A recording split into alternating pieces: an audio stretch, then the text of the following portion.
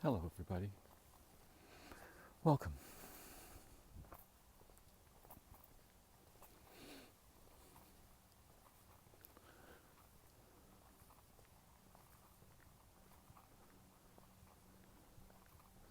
More and more recently, I've heard people close to me and friends and others, often in a moment of uncharacteristic emotionality and depth of feeling, say 5 words to me. I want to go home.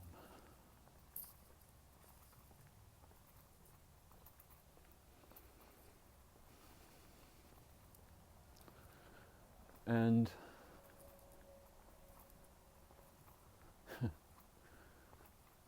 we moderns are, the vast majority of us, homelessly enhomed. We may for the moment have a place to stay, or even a place to live in. But for most of us it isn't our home.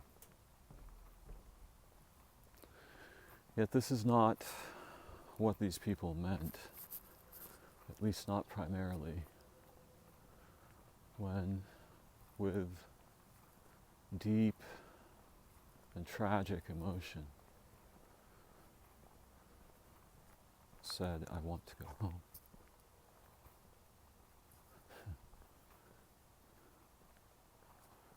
In the way that a child might, meaning not necessarily the box we live in, but the way we are together. I want to go back to the way we are together, where we are together. In that way that makes it home.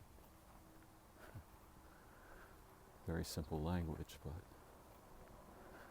in the child's heart, it's not a matter of concepts or categories. It's a matter of the recognition of this is the good place together with my mom and dad, my brother and sister, my friends.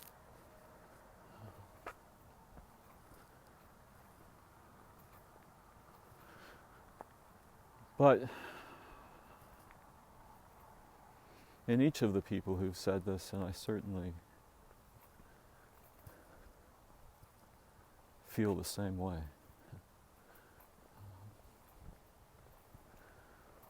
they mean something like, I want to go back before everything was in separate bodies and pieces and boxes and tokens and so on. I want to go to the origin home of everything.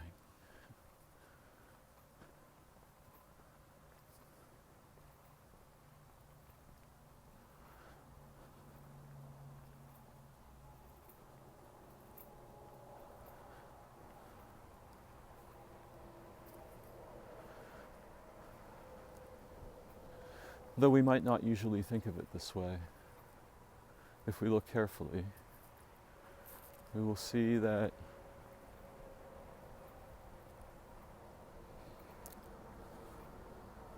the feelings and dreams and visions and memories and tragedies and hopes and fears and anxieties that for each of us are woven into the meaning of home when we think about it in a deep way and when we're feeling it.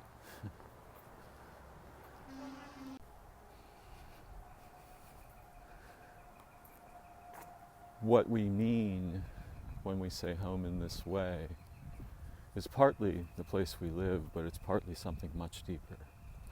And that pointer, home, is woven into every other idea we have, because it's one of the most fundamental roots of how we're in the world and how we are in our hearts and how we are in relationships.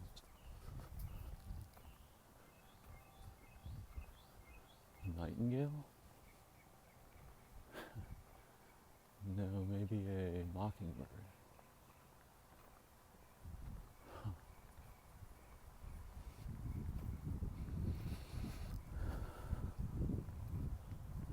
And so everything is redolent of home. Our affinities and disaffinities, hopes and desires, life paths, vocations, all of these things, we are, in a way, making both physical and relational or behavioral homes in our modern cultures.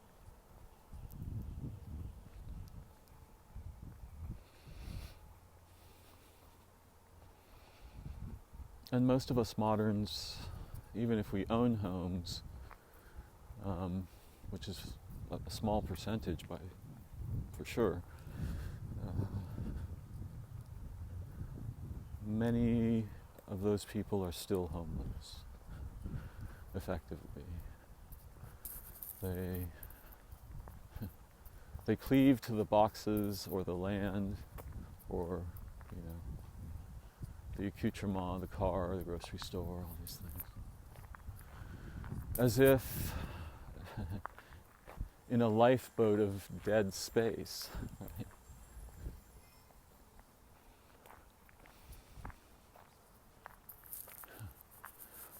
When I look at the night sky as I am now,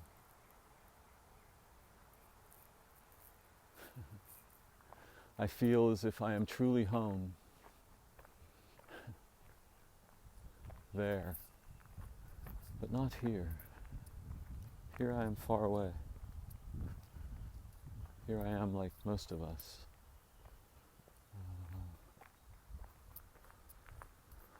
Lost and confused. Alone.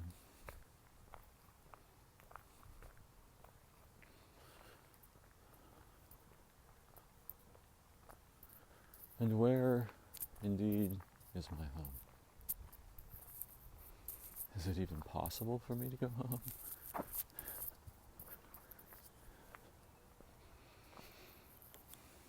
There's a deep, abiding ache in us.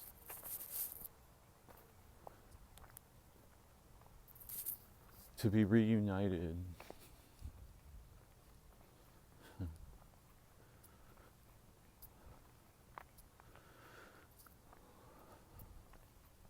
To travel a path toward the truth of our nature as beings and humans and animals and representational minds and so on.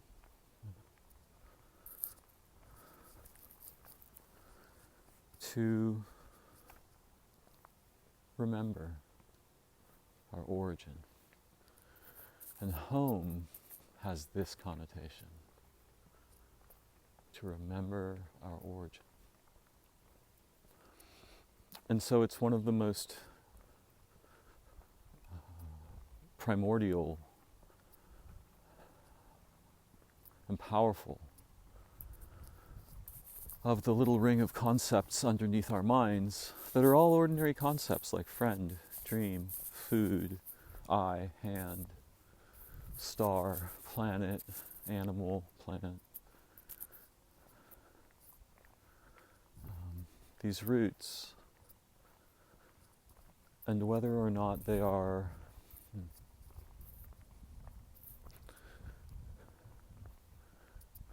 how shall I put this? Diverse and rich in their associations and connotations, or explicit, having either one or a few associations or connotations.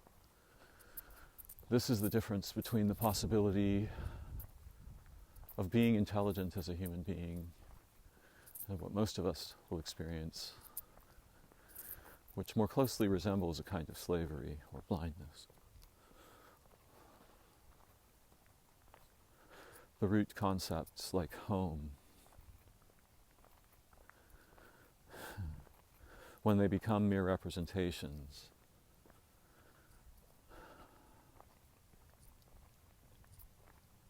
we've lost something precious. We become blind to it, or incapable of making it together. You know, I was thinking earlier that when people are authentically together, there's not such a big concern about making boxes or where is home. We become home together in celebration and pursuit of mutual fulfillment and learning, success, transformation. So when we're together, authentically, home is there.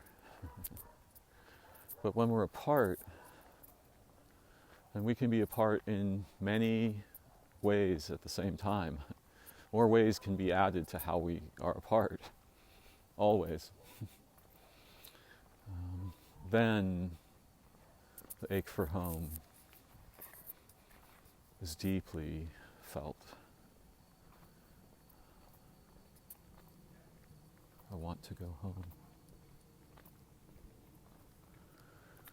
Of course, when we're apart, then we have to defend the little boxes, and essentially it's a kind of it's an invisible war, right? The enemy is the history and future of life on Earth. The goal is to convert all that living ecologies and animals and minds and so on into little packets of ketchup and diamond rings and jet airplanes and, doorbells, and you name it. So there's an ongoing war that the humans prosecute in order to what? Survive as individuals, quote unquote.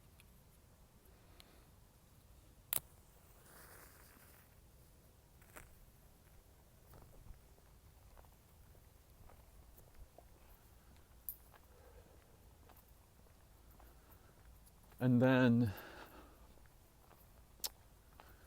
a kind of competition ensues to accelerate and amplify the war and its features, and thus produce new products and technologies and so on. So in this case, home becomes a prison.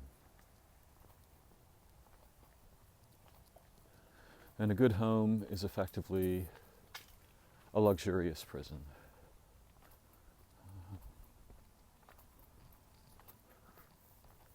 Which then must be defended and repaired and, paid on and so forth. Very confusing state of affairs for us moderns. So we, many of us rent homes. And thus, although we have a home, meaning a place to live, we don't have a home, meaning where we are together in the way that remembers our origin and our nature and our most deeply held convictions. Not convictions. The urgencies of our souls.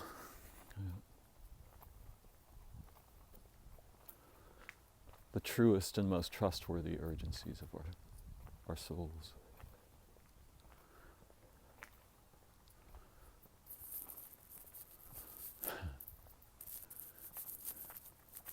It's funny, we're all right together.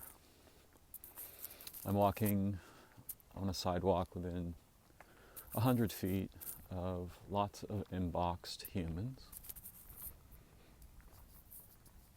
with yards and fences and dogs and cats and cars and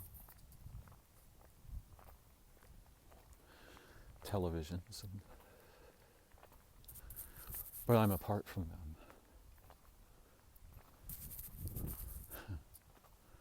I am other to them. So in a culture where there is no real community, just its representations in commerce and so on, or there's a very, let's call it a very thin layer of community and a lot of representations.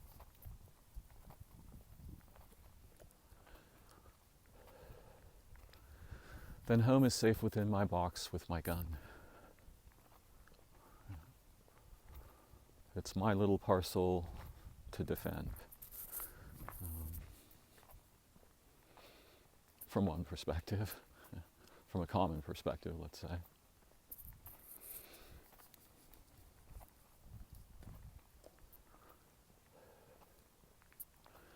We extend our bodies in our homes, where we live, where we sleep. There are a variety of what I'll call faculties. This is one of the words I like. Maybe I overuse it. That project our identity and our body into the physical space that we are inhabiting. This happens when we're outside too, but outside is so big that there's sort of a continuum from local physical to vast atmospheric to space-time and so on.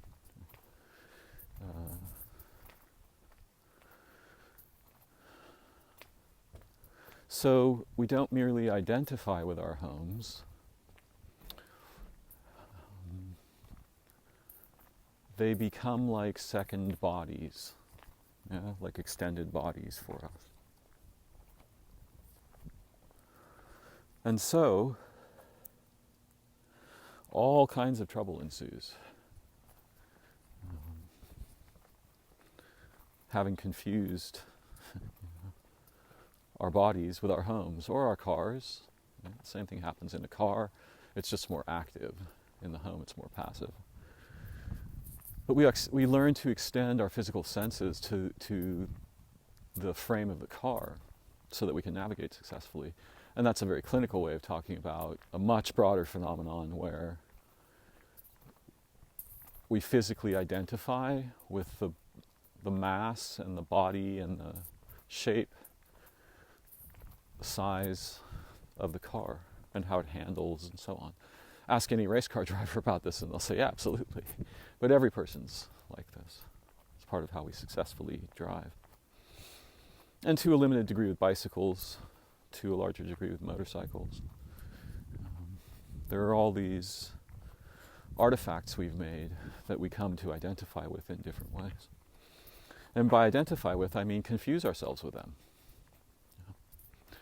To have an unwanted person in one's house is a peculiar kind of felt violation. And more than partly for this reason. Wait, what does more than partly mean? More than modestly for this reason.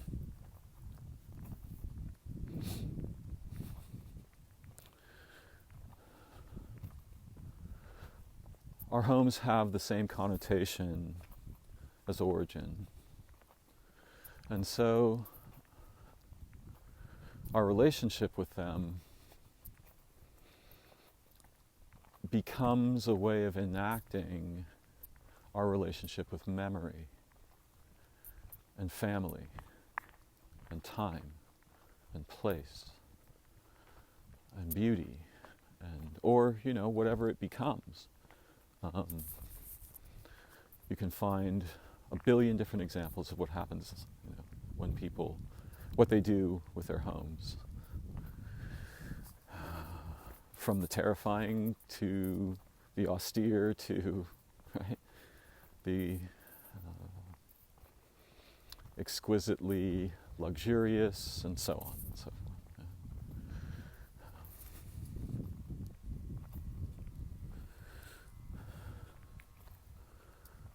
Sometimes the interior of the home is more an expression of a problem in the mind or body or relationships. And so there's also the feelings about having a presentation space or face with which you meet the world if you bring people into your home. So it's a very elaborate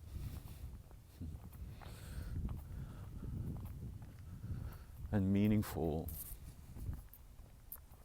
pointer, this one word, home.